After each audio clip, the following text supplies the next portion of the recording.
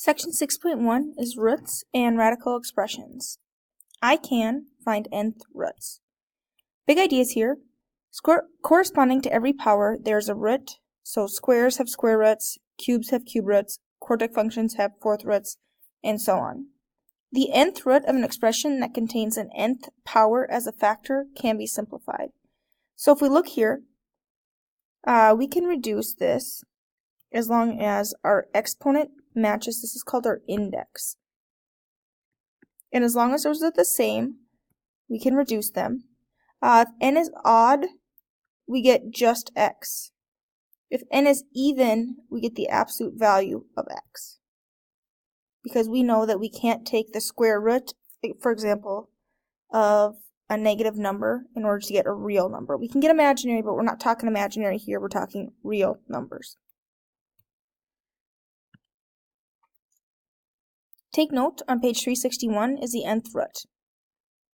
If a to the nth power equals b, and a and b are both real numbers, and n is a positive integer, so we're talking whole numbers there, 1, 2, 3, 4, a is an nth root of b.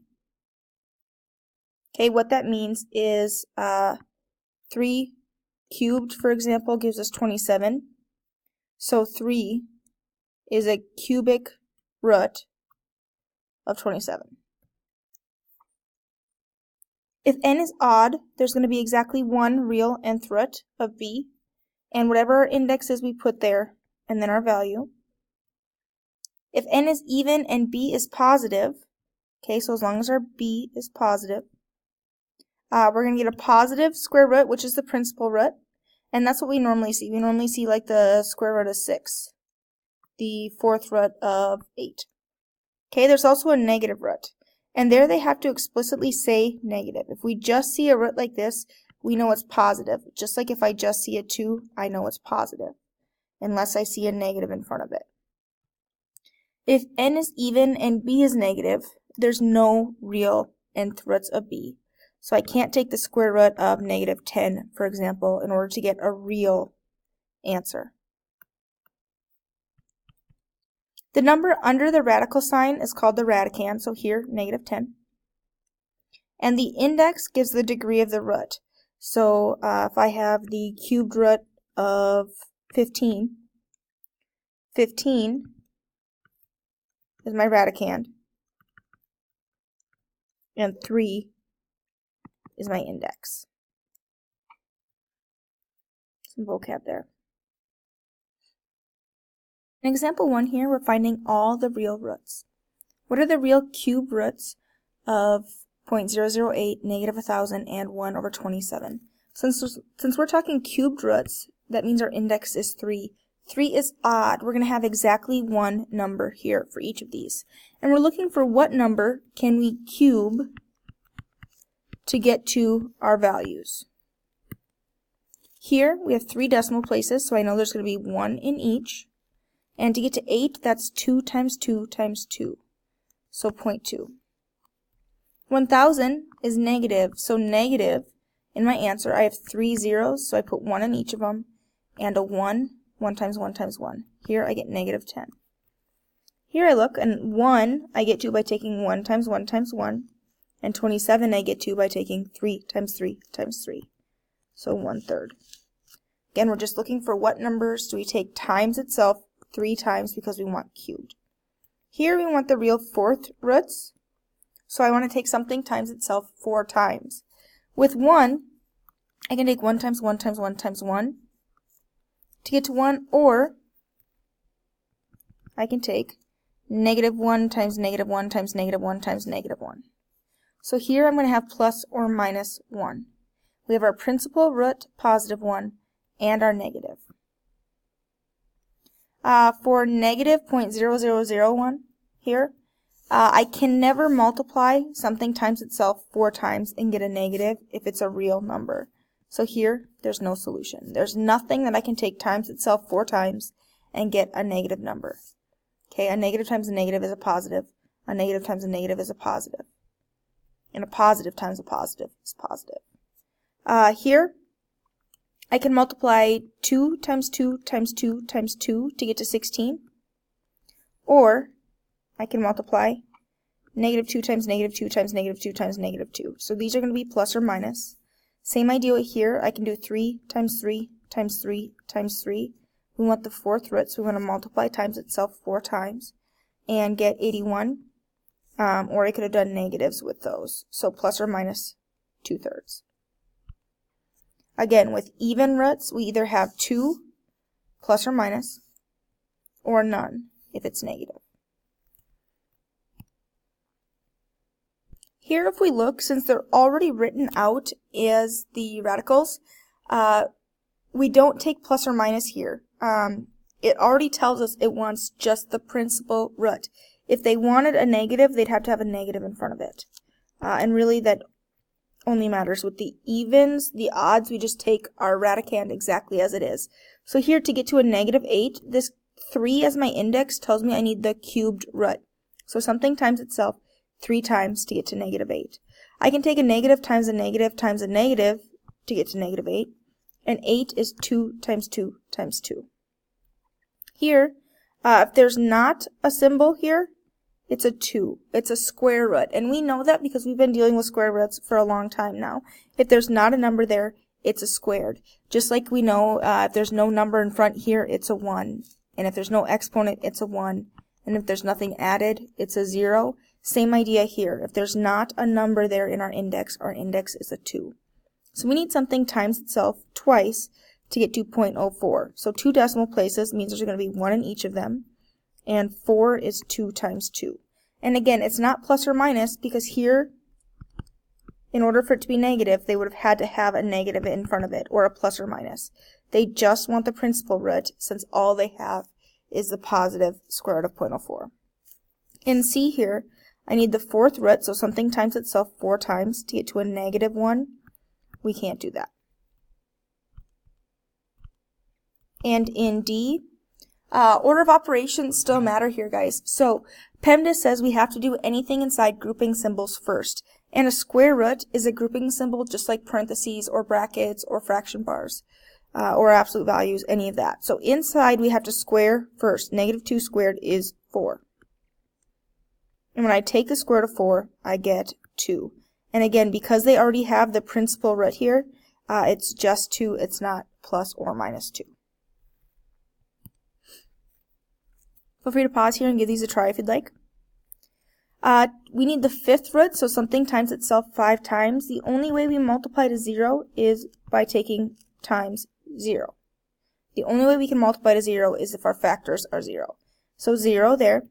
To multiply 5 times by itself, okay, negative times negative is a positive, negative times a negative is a positive, and a positive times a negative gives me the negative, and 1 times 1 times 1 times 1 times 1.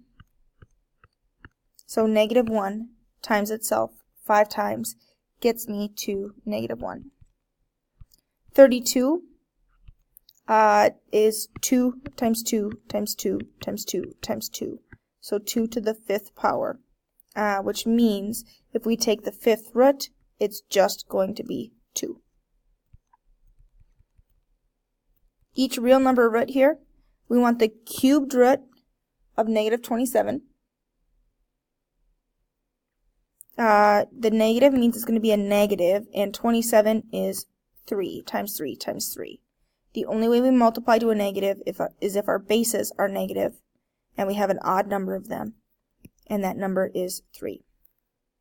Here, we want the fourth root of negative 81. We cannot take an even root of a negative number, so no solution there. In C, we want the square root. Remember, that's a 2 if it's not there. But before we can do that, we have to simplify inside. So negative 7 squared is 49. And the square root of 49 is 7. Again, just a positive 7. If they wanted the negative, they'd have had to put plus or minus here, or just a minus. And in D, we cannot take the square root of a negative number. So here, it's no solution. Here we have the take note for the nth roots of nth powers from page 363. And we talked about this a little bit on that first slide. So as long as our index and our exponent are the same, we can reduce to just our a value. just that base. And if n is odd, it's just our base. If n is even, it's the absolute value of our base. So if we look here, we're going to take the square root of 16. 16 is 4 times 4, so we get 4. X to the 8th and 2 here. So we can take and reduce that. We can take x 8 times and split them into groups of 2. So I have 1 times 2 times 3 times 4 groups. I have x to the 4th. I had 4 groups of x's in groups of 2 because of my index. The other thing we could have done here is I could have taken my exponent and divided by my index. If I have 8 of them and I'm splitting them into groups of 2, I have 4 groups. Here, because n is even, my index is even, I need the absolute value. But it doesn't matter what we have here, no matter what number we plug it in. If we take it to the 4th power, it's always going to be positive anyway. So when we have even and even, we don't have to have the absolute value bars. You can if you want to, but we don't need them there. The problem itself will reduce that. Now if we look at b, 3rd degree. So 6 divided by 3 is 2. Or we can write them out, 9 b's, and split them into groups of 3. 1 group, 2 groups, 3 groups. b cubed, or divide.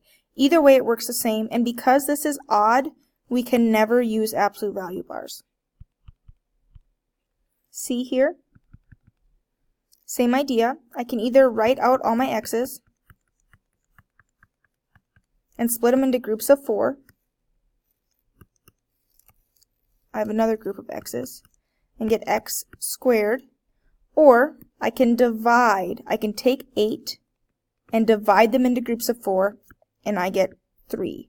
Now, if we look here, because this is even, we need to check, do we need absolute values? Okay, here, no matter what number it is when we square it, it's going to be positive, so that's fine. But when I take y to the 3rd power, if I put in a negative number, I'm going to get a negative number, and we can't have that in here. So we need the absolute value there. Always going to be positive. Go ahead and give these a try. Square root of 81 is 9 times 9. The square root of x to the 4th power, remember we want a 2 there, so we can divide by 2, x squared. This is even, but this is even too, so we don't need the absolute value bars. You can, but you don't need them. Here I have 12 a's. I'm going to split them into groups of 3 because of my index, and I get 4. I have 15 b's. I'm going to split them into groups of 3, and I get 5. And because this is odd, I cannot use absolute value bars. For c here, same idea. I can divide by 4. I have 12, splitting them into groups of 4 gives me 3. I have 16, splitting them into groups of 4 gives me 4. Even, odd, so I need the absolute value bars there. But I don't on the y. You can, but don't need them there. In example 4, we're using a radical expression. Some teachers adjust scores when a test is difficult. One teacher's formula for adjusting scores is right here. A is the adjusted score, R is the raw score. If the raw scores on one test range from 36 to 90, what is the range of adjusted scores? So these are our raw scores, so we plug them in for R. On the low end, we have 10 times the square root of 36. Square root of 36 is 6, so we get 60. On the high end, we have 10 times the square root of 90. Square root of 90 is about 9.5, so we get 95. So anywhere from 60 to 95. A real quick recap here.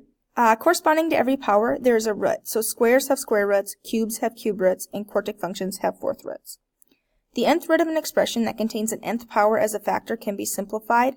Remember, if n is odd, it's x. If n is even, it's the absolute value. And that's all for 6.1.